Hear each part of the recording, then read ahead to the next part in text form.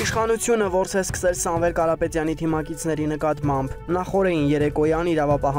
ավելի քան 50 աշխատակից սանրել է Աջափնյակ համայնքի Արզումանյան փողոցը, հարակից փողոցներն ու փորձել հայտնաբերել ցուցարարների, որոնք իբրնյութական շահագրգռության դիմաց են մասնակցել մեր ձևով շարժման վերջին հանրահավաքին։ Հանրահավաքի կադրերով նույնականացրել են մասնակիցներին ճշտել ոմանց բնակության հասցեները եւ այցելել նրանց, հարց ու փորձ արել, թե ինչու ում դրդմամբ են մասնակցել հավաքին։ Երկրում վխտացող բյուր խնդիրները թողած, կրիմինալի դեմ պայքարը թողած, իրավապահ համակարգը զբաղված է իշխանության քաղաքական շահերի սպասարկմամբ, ընդդիմադիրներ բռնելով, երկրում վախ տարածելով, որ հաջորդ հանրահավաքներին կանխի մարդկանց մասնակցությունը։ Ռոմանոս Պետրոսյանի Հայաստանի էլեկտրական ցանցեր ՓԲ-ում ժամանակավոր կառավարիչ նշանակվելուց հետո կառույցում կադրային ջարդ է սկսվել։ Հեծի սեփականատեր Սամվել Կարապետյանից 5.2 միլիոն դրամ աշխատավարձ ստացող Ռոմանոս Պետրոսյան աշխատանքից ազատել է կառույցի հնաբնակ աշխատակիցներին եւ շարունակում է ազատել։ Հատկապես հետ ստորաբաժանումների ղեկավարների հետ աշխատանքային պայմանագրերն են նախ եւ առաջ լուծարվում եւ նրանց փոխարեն նշանակվում են ԿՊԱ-կաններ։ Չնայած ԿՊԱ-կանները դեռ կարճ ժամանակ են աշխատել, սակայն տեղեկություններ կան, որ հոսանքի կորուստների շեշտակի աճ է գրանցվել տեխնիկական կորուստներից ավելի, ինչը կոռուպցիոն ռիսկի դրսևորում է։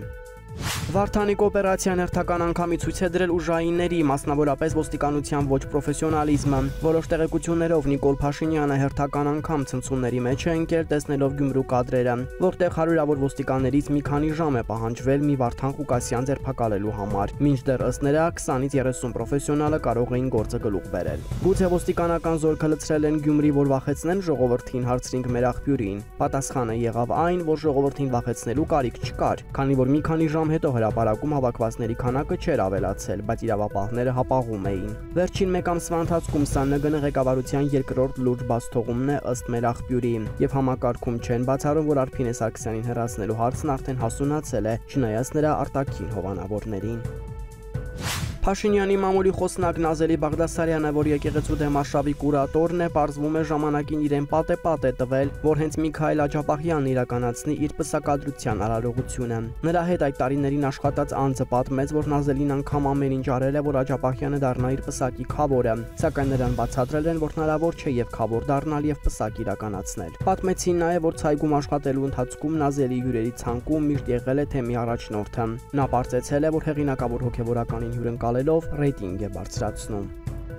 Հոկտեմբերի 18-ին իշխանական լրատվամիջոցում հրապարակվեց Նաթան arczepiskopos-ի եւ կաթողիկոսի նախկին գավազանակիր աղան Աբեղա Երնջակյանի խոսակցության գաղտնալսումը, որտեղ նա բողոքում է, թե Գարեգին Բ-ն իրեն ստիպել է մասնակցել հակաիշխանական ցույցերին։ Անմիջապես վարույթ հարուցվեց հավաքի մասնակցելուն հարկադրելու հոդվածով, բայց պարզվում է, որ ձայնագրության իսկությունը հնարավոր չէ ստուգել, պարզ չէ, թե ինչպես է այն հայտնվել համացանցում։ Մայրաթորը հանցագործություն էր որակել հեռախոսային խոսակցությունների գաղտնիության խախտումը եւ ընդգծել, որ իրավապահ ու դատական համակարգը լծված է հակաեկեղեցական ապօրինի հրահանգների իրագործմանը։ Մեր տեղեկություններով իշխանությունը բարձրաստիճան գրեթե բոլոր հոգեվորականներին է գաղտնալսել, բոլորի դեմ կոմպրոմատներ ունի։ Իսկ թե ինչու հենց Նաթան Սրբազանի զրույցը հանրայնացրեց, պարզվում է դա էլ է մտածված։ Նա Մայրաթորի արտաքին հարաբերությունների եւ արարողակարգի բաժնի տնօրենն է, պատկերավոր ասած եկեղեցու արտգործնախարարը, որը մնացյալ եկեղեցիների հետ կապերն է իրականացնում։ Կարող է դիմել աշխարհի տարբեր եկեղեցիներին դիցուկ, եթե վեհապարին կալանավորեն եւ այլն։ Նրան փորձում են արանքից հանել, որ միջազգային աղմուկ չբարձրանա։